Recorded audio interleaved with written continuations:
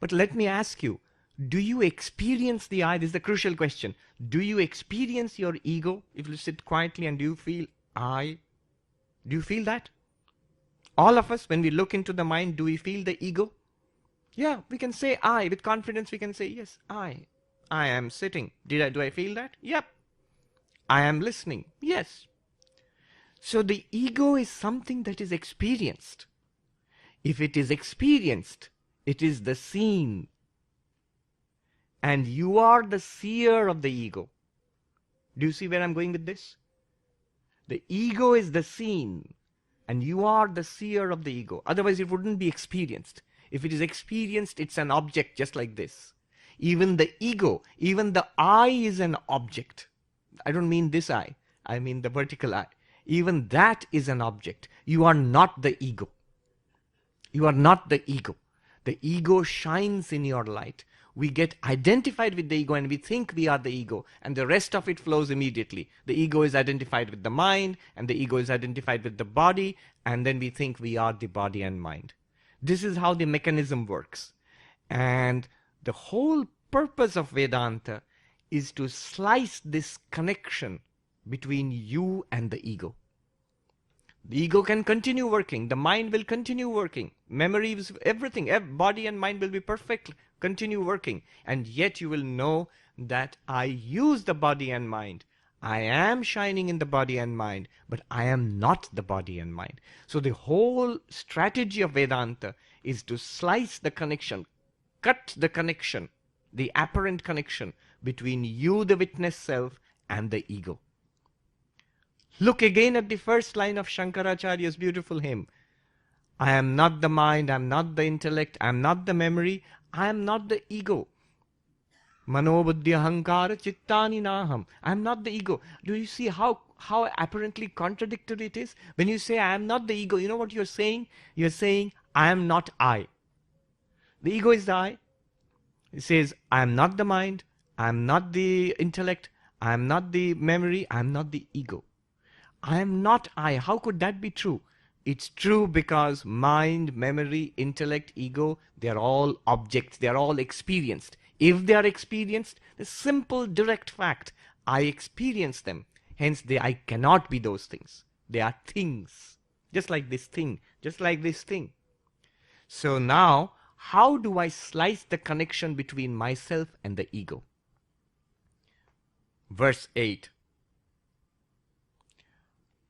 The connection between the ego and three things. We have ego connected to three things.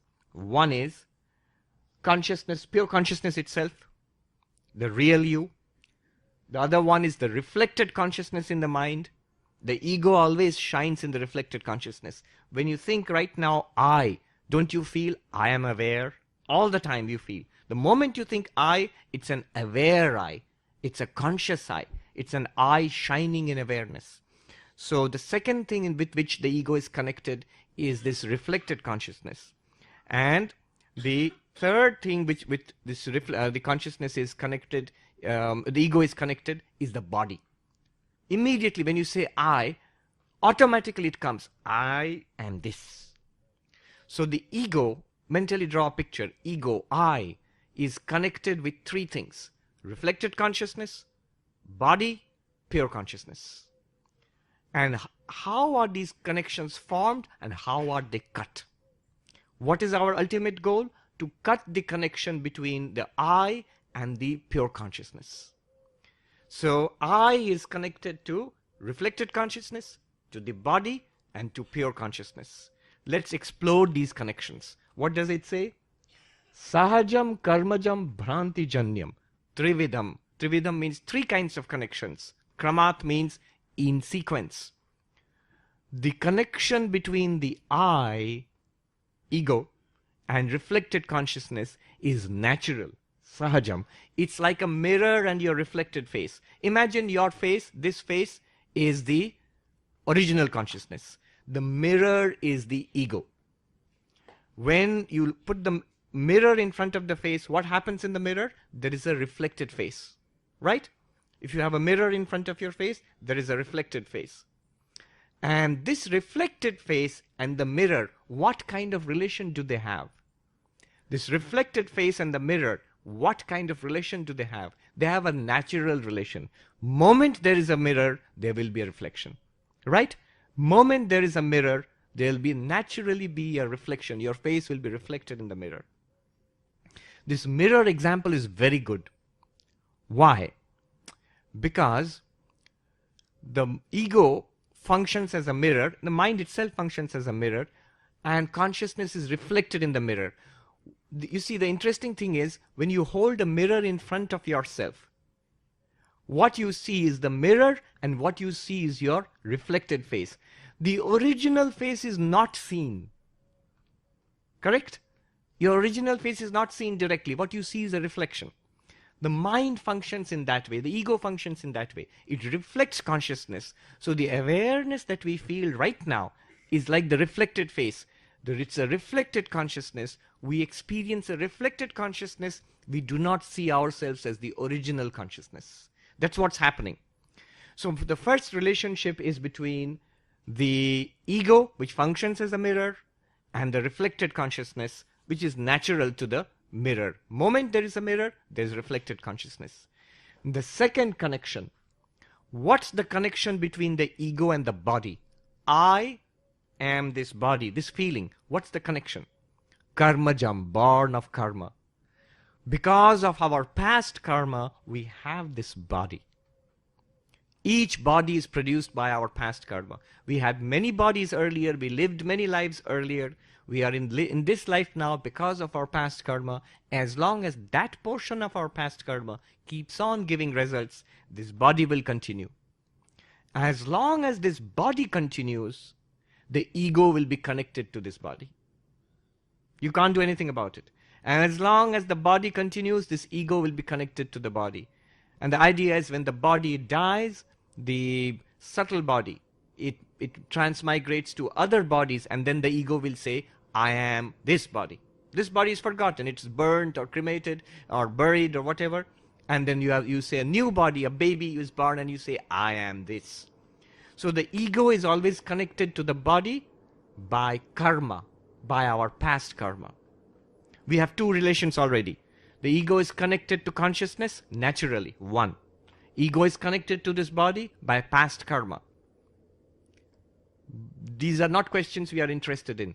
The real question we are interested in is, how is the ego connected to that witness self, the pure consciousness? And it comes here, the next one.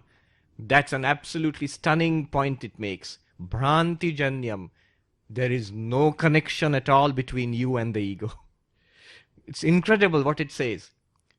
We think we are the ego. And here Vedanta says it has nothing to do with you. No more than the leaf shaking in the wind is you.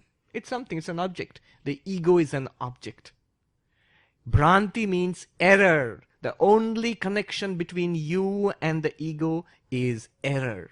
It's a confusion. It's a misunderstanding. It's error. There was this person who went to a Swami who lived in a cave. Give me freedom, this disciple said. And the Swami said, okay, you stay here. And he put him immediately on a schedule of duties. You clean the cave and you bring food from the village and you conduct the worship. So you have to become a disciple. Then you get the knowledge which gives you freedom. After a month of this, the disciple became irritated. He said, when are you going to give me freedom? If you don't give me freedom, I'm going to go to a different guru.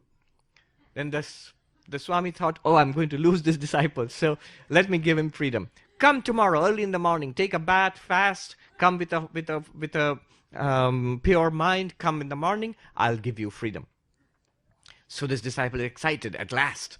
And he comes in the morning and he sees the guru in the early light of the morning. He has come out of the cave and there's a big old tree in front of the cave. And the Swami, the guru, is holding that cave and saying, give me freedom, free me, free me, free me. And the disciple said, Swami, just let go. Just let go. And the Swami turned to the disciple and said, precisely.